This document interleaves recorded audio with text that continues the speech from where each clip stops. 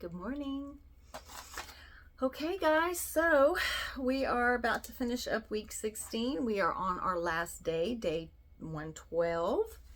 In this reading, because their faithful acts towards the Lord they were glad to hear the report, and they praised God, and they stopped talking about going to war against the Reubenites and the Gadites, and they built an altar to the Lord and named it a witness between us that the Lord is God. And then God gave them rest for a long time, and as that time passed, Joshua became old. So he called all the elders and leaders together to give them a final warning before he passes. And then as we continue in New Testament, Jesus continues his teachings on marriage and warns his disciples to beware of the teachers of law, because they steal widows' houses and walk about setting themselves in high positions. And he said that they were hypocrites. So he warns his disciples about them. Okay. So that is a summary of day 112.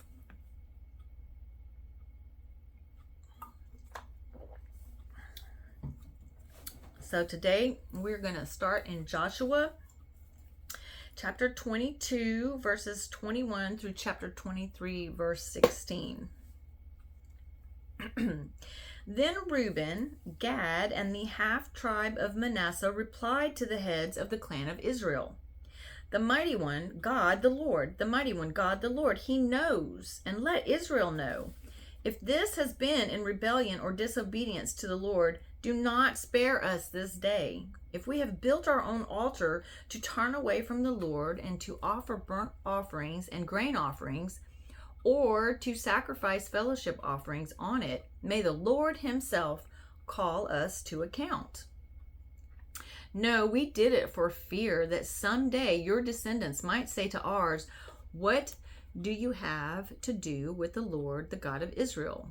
The Lord has made the Jordan a boundary between us, and you Reubenites and Gadites, you have no share in the Lord's.' So your descendants might cause ours,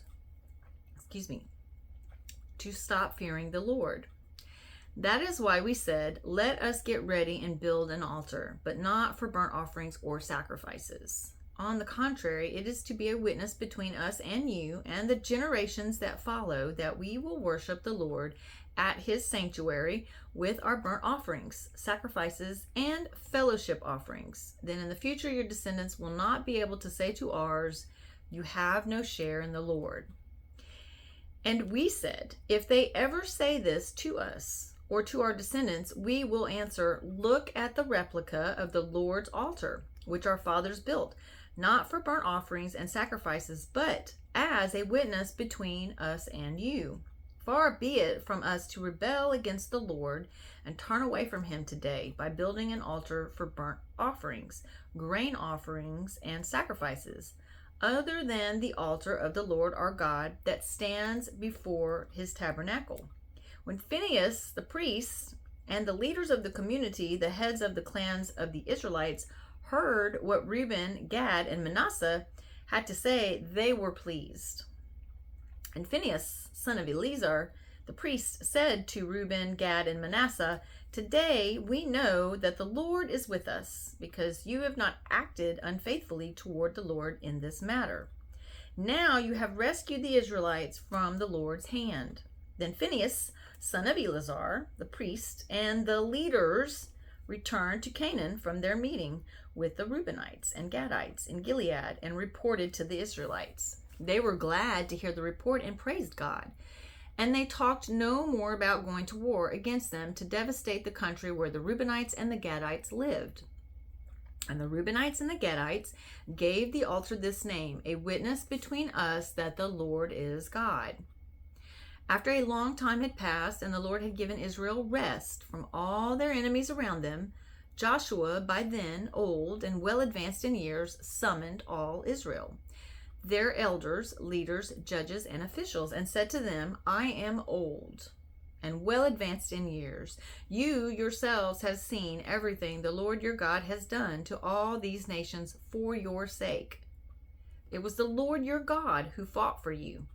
Remember how I have allotted as an inheritance for your tribes all the land of the nations that remain, the nations I conquered between the Jordan and the great sea in the west. The Lord your God himself will drive them out of your way. He will push them out before you, and you will take possession of their land, as the Lord your God promised you. Be very strong, be careful to obey all that is written in the book of the law of Moses, without turning aside to the right or to the left. Do not associate with these nations that remain among you. Do not invoke the names of their gods or swear by them. You must not serve them or bow down to them, but you are to hold fast to the Lord your God as you have until now. The Lord has driven out before you a great and powerful nations. To this day, no one has been able to withstand you. One of you routs 1,000 because the Lord your God fights for you, just as he promised. So be very careful to love the Lord your God. But if you turn away and ally yourselves with the survivors of these nations that remain among you, and if you intermarry with them and associate with them, then you may be sure that the Lord your God will no longer drive out these nations before you. Instead, they will become snares and traps for you, whips on your backs and thorns in your eyes until you perish from this good land, which the Lord your God has given you. Now I am about to go the way of all the earth. You know with all your heart and soul that not one of all the good promises the Lord your God gave you has failed. Every promise has been fulfilled, not one has failed. But just as every good promise of the Lord your God has come true, so the Lord will bridge on you all the evil he has threatened until he has destroyed you from this good land he has given you. If you violate the covenant of the Lord your God, which he commanded you, and go and serve other gods and bow down to them, the Lord's anger will quickly burn against you, and you will quickly perish from the good land he has given you. Okay, now we're in New Testament, Luke chapter 20, verses 27 through 47. Some of the Sadducees who say there is no resurrection came to Jesus with a question. Teacher, they said, Moses wrote for us that if a man's brother dies and leaves a wife but no children, the man must marry the widow and have children for his brother. Now there were 7 brothers. The first one married a woman and died childless. The second and then the third married her, and in the same way the 7 died, leaving no children. Finally, the woman died too. Now then, at the resurrection, whose life will she be, since the 7 were married to her? Jesus replied, the people of this age marry and are given in marriage, but those who are considered worthy of taking part in that age and in the resurrection from the dead will neither marry nor be given in marriage, and they can no longer die, for they are like the angels. They are God's children, since they are children of the resurrection. But in the account of the bush, even Moses showed that the dead rise. For he calls the Lord the God of Abraham and the God of Isaac and the God of Jacob. He is not the God of the dead, but of the living, for to him all are alive. Some of the teachers of the law responded, well said, teacher, and no one dared to ask him any more questions. Then Jesus said to them, how is it that they say the Christ is the son of David? David himself declares in the book of Psalms, the Lord said to my Lord, sit at my right hand until I make your enemies a footstool at your feet. David calls him Lord. How then can he be his son? While all the people were listening, Jesus said to his disciples, beware of the teachers of the law. They like to walk around in flowing robes and love to be greeted in the marketplaces and have the most important seats in the synagogues and the places of honor at banquets. They devour widows' houses and for a show make lengthy prayers. Such men will be punished most severely. All right, Psalm 89, verses 14 through 37. Righteousness and justice are the foundation of the Lord's throne. Love and faithfulness go before you. Blessed are those who have learned to acclaim you, who walk in the light of your presence, O Lord. They rejoice in your name all day long. They exult in your righteousness, for you are their glory and strength, and by your favor you exalt our horn. Indeed, our shield belongs to the Lord, our King to the Holy One of Israel. Once you spoke in a vision to your faithful people. You said, I have bestowed strength on a warrior. I have exalted a young man from among the people. I have found David my servant. With my sacred oil I have anointed him. My hand will sustain him. Surely my arm will strengthen him. No enemy will subject him to tribute. No wicked man will oppress him.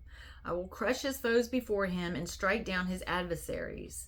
My faithful love will be with him, and through my name his horn will be exalted. I will set his hand over the sea, his right hand over the rivers. He will call out to me, you are my Father, my God, the rock, my Savior. I will also appoint him my firstborn, the most exalted of the kings of the earth. I will maintain my love to him forever, and my covenant with him will never fail. I will establish his line forever, his throne as long as the heavens endure. If his sons forsake my law and do not follow my statutes, if they violate my decrees and fail to keep my commands, I will punish their sin with the rod, their iniquity with flogging. But I will not take my love from him, nor will I ever betray my faithfulness. I will not violate my covenant or alter what my lips have uttered. Once for all, I have sworn by my holiness, I will not lie to David, that his line will continue forever, his throne endure before me like the sun. It will be established forever like the moon, the faithful witness in the sky. Proverbs chapter 13, verses 17 through 19. A wicked messenger falls into trouble, but a trustworthy envoy brings healing. He who ignores discipline comes to poverty and shame, but whoever heeds correction is honored. A longing fulfilled is sweet to the soul, but fowls detest turning from evil. And that concludes our reading for today and for the week of week 16. So we will go ahead and end in prayer, and I just want to thank you again for joining me. Our Father, who art in heaven, hallowed be thy name. Thy kingdom come, thy will be done on earth as it is in heaven. Give us this day our daily bread, and forgive us our trespasses, as we forgive those who trespass against us. And lead us not into temptation, but deliver us from evil. Amen. All right, guys. I'm not just making this for. I'm hoping my kids and my grandkids will see this one day, and that they know that I love them. Great grandkids, maybe even, who knows if YouTube will even be around by then, but at least this will be, hopefully. But anyways, thank you again for joining me, and I hope you have a great rest of your day. Bye.